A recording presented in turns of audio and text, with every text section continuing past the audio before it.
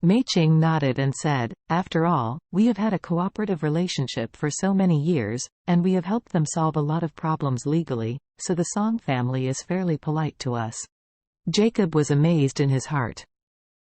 It seemed that Paul, a young man, was really young and promising. The two came to the huge luxury box on the 14th floor, and many old classmates were already waiting in the box. This box has a table that can accommodate 50 people for dinner at the same time. The table is huge and very luxurious. The entire table is electric. As long as a person sits there, the food will rotate in front of him repeatedly at a constant speed, ensuring that everyone can taste every dish. Moreover, such a large table, full of 100 dishes, is extremely luxurious. It is said that the standard for such a meal starts at least 20,000 per person. There are more than 40 old classmates who came here today, which is much more than last time. It is estimated that Paul's expenses for this entertainment will be at least more than 1 million. Seeing Mei Ching and Jacob come in together, many old classmates were dumbfounded. Someone who has something good directly points out and asks, "Mei Ching, why are you here with Jacob? Did you two meet down by accident? Or did you two come together?" Among the crowd, a very stylish middle-aged and elderly man in a high-end suit with a big back combed his head. At this time, his eyes were staring at Mei Ching, and he was Xie Wenru. Xie Wenru has been waiting for Mei Ching since he entered the box. Now that Mei Ching is here, he is naturally looking at her intently. He found that Mei Ching was still so beautiful, so outstanding, so intoxicating. He didn't dare to imagine that Mei Ching was 50 years old, and she could be so beautiful. This also strengthened his belief in pursuing Mei Ching. But he never expected that Mei Ching, who he had been thinking about it for more than 20 years, would walk in with Jacob, the scumbag who had hurt him before. He couldn't help feeling angry, and stood up and questioned Jacob. "Jacob, why are you embarrassed to come up with Mei Ching? What you did to Mei Ching back then, we all know well. If it weren't for you, a scumbag. Mei Ching, how is it possible that you have lived in the United States for so many years? You should be very ashamed of it in your heart. If I were you, I would have no face at all." Jacob was also very angry. He said annoyedly, "Xie Wenru, don't speak too much.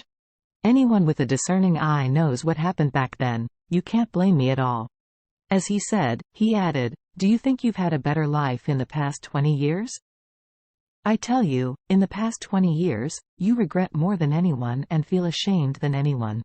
Xie Wenru said dubiously, "You are ashamed. So I advise you to leave quickly, you shouldn't come for this meal." At this time, Mei Ching suddenly spoke and said, "It's all right.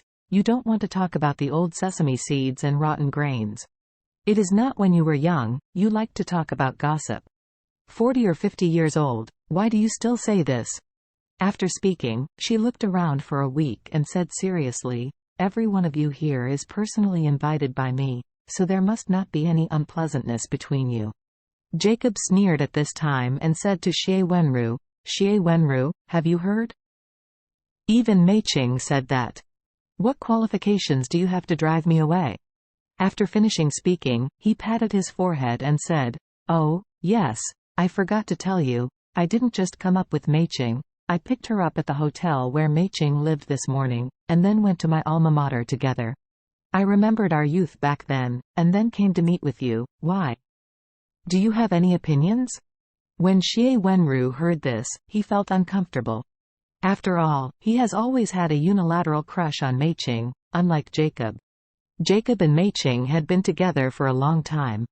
Moreover, the two of them were really talented and beautiful at the time, and they were the most standard pair recognized in the school. Therefore, there are many stories between these two people, and the two of them went back to their alma mater to recall the past, which in itself seemed a little ambiguous. Xie Wenru was very depressed. When he didn't know how to refute, the young Paul opened the door and said to Mei Ching with a smile, "Mom, I have already greeted Boyu, the housekeeper of the Song family. Today you and yours classmates gather here, and he will arrange everything properly, so you don't have to worry about it, just gather with your uncles and aunts." When everyone saw Paul, they couldn't help but marvel, and a woman blurted out, "Oh, Mei Ching, isn't this your son? How handsome! Mei Ching nodded lightly and said to everyone, "Come on, let me introduce you to everyone. This is my son. His name is Paul Smith." Another person exclaimed, "Oh, Mei Ching, your son is still a mixed race. He was born to your American husband, right?" Mei Ching smiled and said, "I didn't give birth to my husbands, but who else could I give birth to?" Everyone laughed. Xie Wenru asked at this time, "Hey, by the way, Mei Ching, Paul should also have a Chinese name?" Mei Ching nodded and said with a smile, "Of course, Paul's Chinese name is my last name." Everyone hurriedly asked curiously, "Then what is Paul's Chinese name?" Paul smiled slightly and said, "Uncle and Auntie, my Chinese name is Han." Before the latter words came out, Mei Ching hurriedly interrupted, "Today is our party, not with my son. Let him go first. Let's relive the old together with the elderly."